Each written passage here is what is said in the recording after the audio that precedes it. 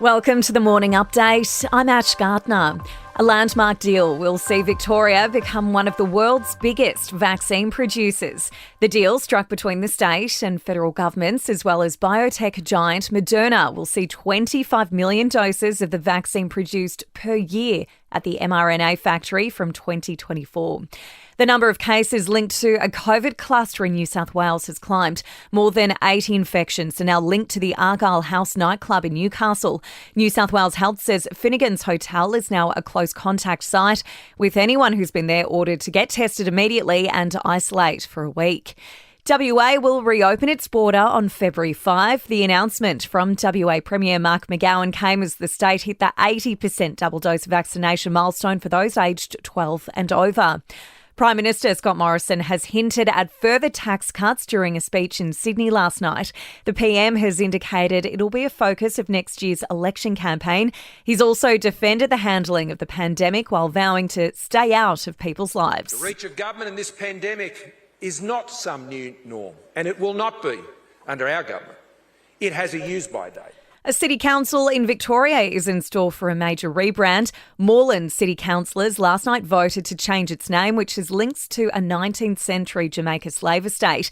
It's set to cost ratepayers $500,000 as bins, signage and websites are updated. The first death from the Omicron COVID variant has been recorded in the UK. The variant now accounts for around 44% of infections in London. It comes as British PM Boris Johnson continues the push for booster shots. Sadly, yes, Omicron is producing hospitalisations and sadly at least one patient has now been confirmed to have died with Omicron.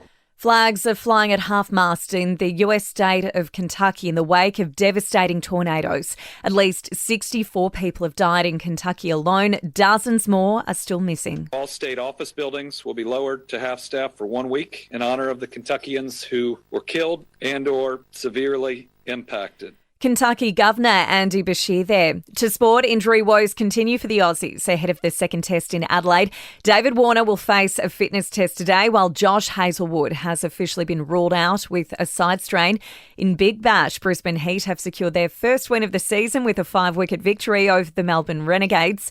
The Hobart Hurricanes take on the Perth Scorchers tonight. And in NBL, a brawl during Sunday's clash between Southeast Melbourne Phoenix and Melbourne United has been referred to the game review panel.